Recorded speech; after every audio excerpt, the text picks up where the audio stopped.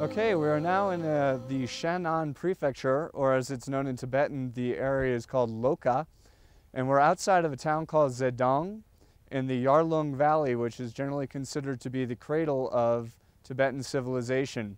We're 100 or 150 miles or so east of Lhasa. Behind me is the Goolagong Palace, which dates back to the 7th century. In this area we find some of the oldest palaces and oldest monasteries in all of Tibet. Songtsen Gampo is probably one of the kings thought to bring Tibetan Buddhism as a religion here, and he used that palace as a summer palace with his Nepali and Chinese wives. This is also actually where Buddhism got its foothold in Tibet. The Samye Monastery is nearby, and that's the first Buddhist monastery in all of Tibet. And today we are going to go look at some of the Tibetan king burial grounds. There's also a lot of evidence of the Bun religion, which is the religion that predates Buddhism.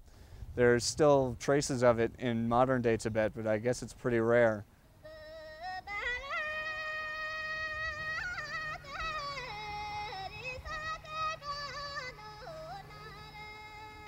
The Goolagong Palace, which is now a monastery. Climbed up a hill, and the view here is simply astounding, and I'm scared of heights, and it's just yet another example here in Tibet of how when you're pushed to your limit you are rewarded so greatly.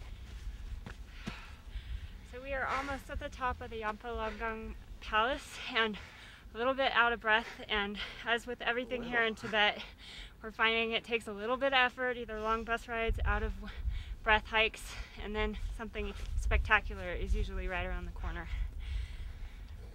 This is the lowest altitude we've been at so far, which is still higher than the highest altitude I've been at before. And talking gets to be a bit of a hassle after a little climb.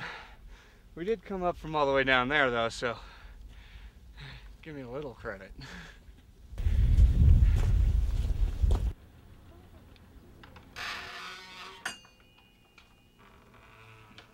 While we were inside the palace, I had kind of a rare moment for me. I had taken a picture, which we paid for permission to do, and the monks saw my digital camera and came running over to sort of look at all the images I had taken of their palace, and it was kind of an interesting exchange to have them standing so close to me, and I am so very interested in their culture, and it was a nice feeling to have them interested in my little gadget. Whether that's a good thing or a bad thing or another bad Western influence coming in here, I don't know. But I was just really touched by their interest and so grateful to have that close proximity to something so neat and interesting here. This temple had a much more sort of cozy feel. It was very small and dark and very nice inside, and it was really comfortable in there and felt very at ease. And the tiny main room was just filled with little things to look at: statues, drums, prayer books, all kinds of stuff just crammed in there, and I liked it a lot. I think I got some new decorating ideas for my living room, which my roommate's going to be just thrilled about.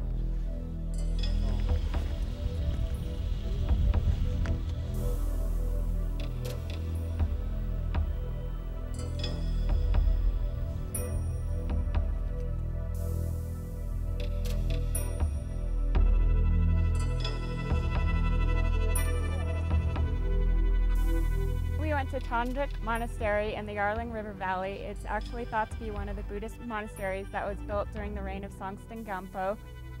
In their mythology, it's one of the monasteries that pins down a giant demoness that covers most of Tibet.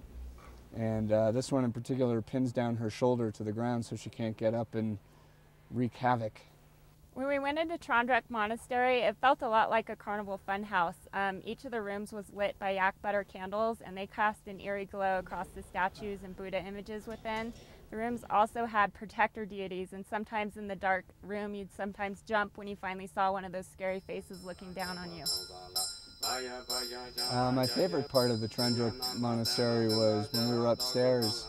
There were a couple of monks actually in a small room and they were doing their chanting, singing of their prayers, and it was really beautiful to listen to. The Tibetan language is just very nice in general, and then when they're singing, chanting it, they had a really nice rhythmic style, and it was kind of hypnotic. It would be really, really nice, soothing background music.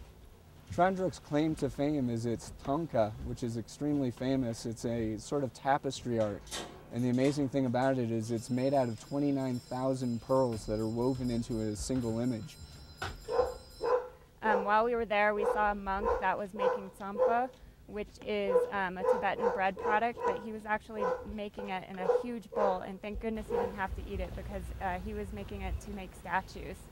The other thing we saw at Drak Monastery was gigantic prayer wheels and also a row of small prayer wheels, and it's thought to be good luck if you actually spin those. So Moj and I took a turn at spinning the prayer wheels, and hopefully we will have good luck for the rest of our trip here in Tibet.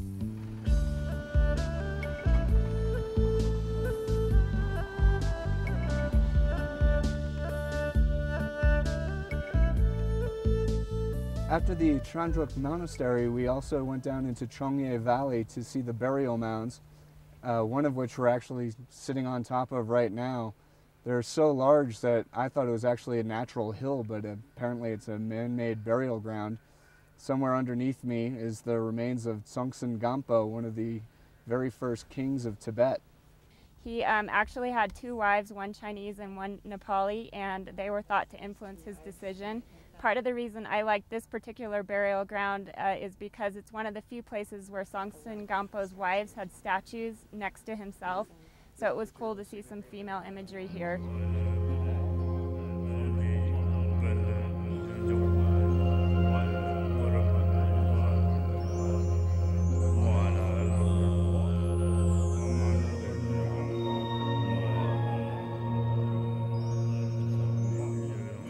We had a very full day today here in Shan'an, or Loka, depending on whether you're going for the Chinese or the Tibetan. First we went to Goolagong Temple, although now it's a monastery, not a temple. And having been to a few different monasteries now, I think that Goolagong might actually be my favorite that we've seen so far. It had a really cozy, homey feel to it.